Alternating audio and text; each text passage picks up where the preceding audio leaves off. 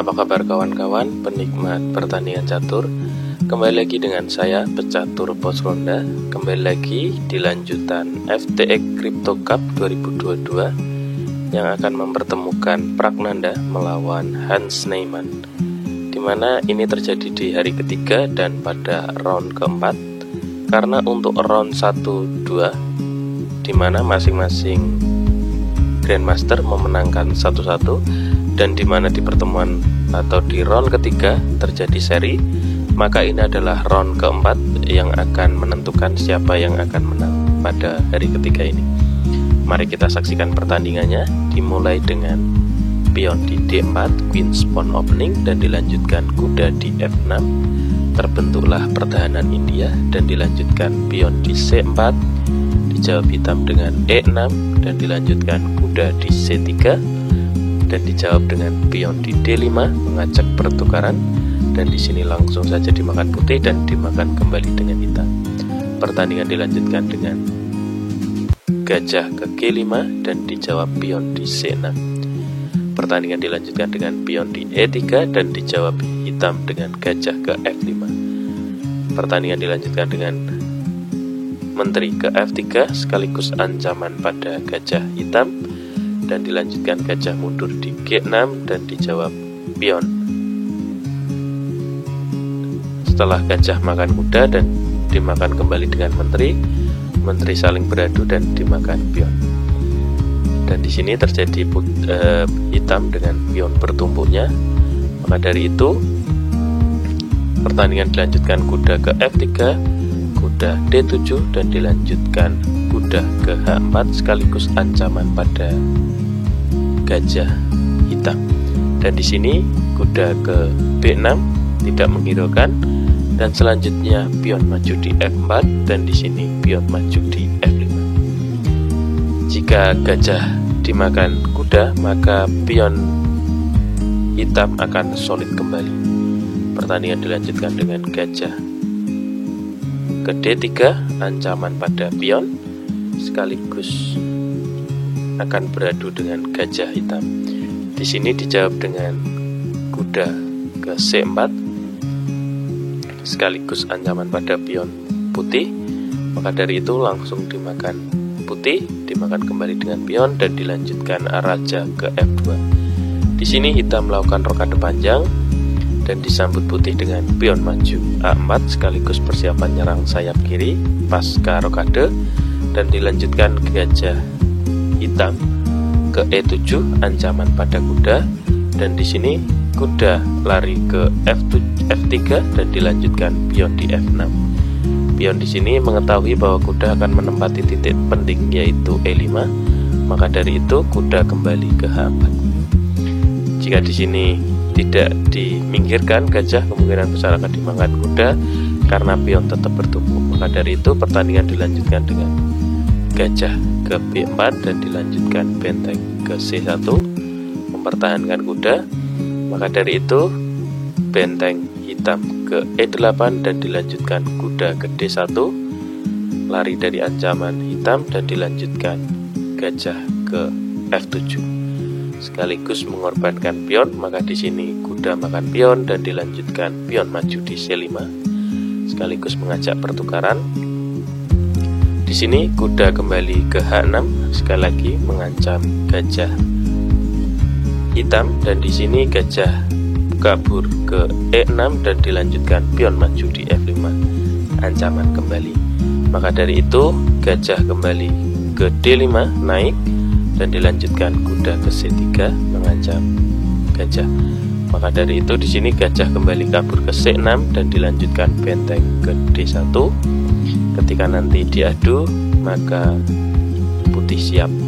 Maka dari itu setelah diadu dan dimakan kembali dengan pion dan dilanjutkan gajah ke A5 dan dijawab benteng ke D2 sekaligus persiapan menumpuk benteng, dan di sini gajah ke B6 ancaman 2 kali dari hitam. Maka dari itu benteng bertumpuk dan dilanjutkan gajah ke E4.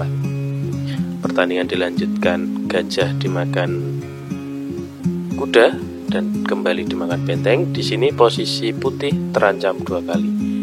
Maka dari itu setelah raja naik ke F3 dan dilanjutkan pion makan benteng dan kembali dimakan benteng, saling beradu. Setelah itu baru benteng geser ke C1, ancaman pada pion hitam yang kemungkinan nanti akan dimajukan pion ini.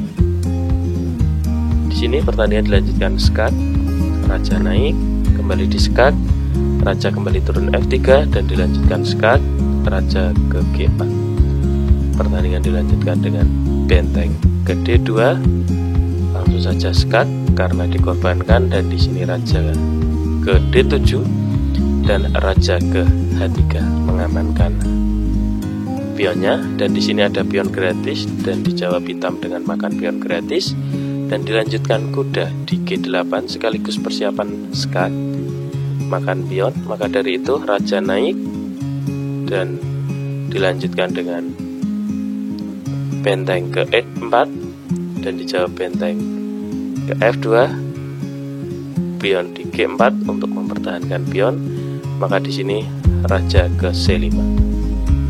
Pertandingan dilanjutkan dengan raja ke G3 dan dijawab hitam dengan benteng ke A2 sekaligus persiapan memakan pion yang akan dipertahankan sama raja. Maka dari itu putih menjawab pion maju di H4 dan di sini diskak dengan gajah, raja ke F3 dan dilanjutkan gajah ke E5 dan sangat solid sekali dengan posisi dikawal pion. Maka dari itu putih menjawab dengan pion maju di G5 dan dilanjutkan benteng skak.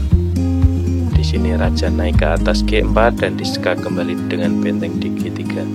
Dan di sini dijawab raja naik ke H5 dan langsung saja raja hitam ke D5. Pertandingan dilanjutkan dengan benteng ke E2, kabur dari ancaman dan dilanjutkan pion makan pion dan dimakan kembali. Setelah itu hitam menjawabnya dengan benteng ke H3 skak, raja turun dan benteng kembali ke G3 dan dilanjutkan raja ke H4. Pertandingan dilanjutkan dengan benteng ke G1 dan dijawab putih dengan skak sekaligus mengajak adu atau dikorbankan dari gajah. Maka dari itu di sini raja ke D6.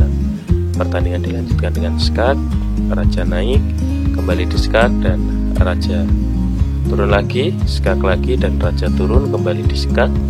Ini segera mengajak remis ya, dan di sini hitam menolak itu dan dilanjutkan raja ke D6 lagi, dan di sini dicoba dengan skak di E4, raja kembali naik dan dilanjutkan kuda ke F2 dengan persiapan mengarah ke putih di D3 sekaligus persiapan mengancam gajah. Maka itu di sini benteng ke G2 dan dilanjutkan raja diskak dengan benteng G2, D2 dan raja ditutup, dan pertandingan dilanjutkan dengan kuda ke E4. Di sini mengajak pertukaran dan sangat kompleks sekali antara satu dengan yang lain.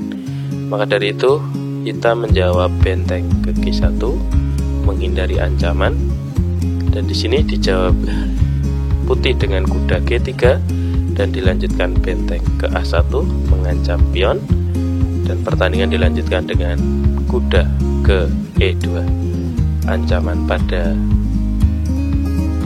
gajah hitam. Dan di sini hitam melakukan blunder yaitu dengan raja ke E5.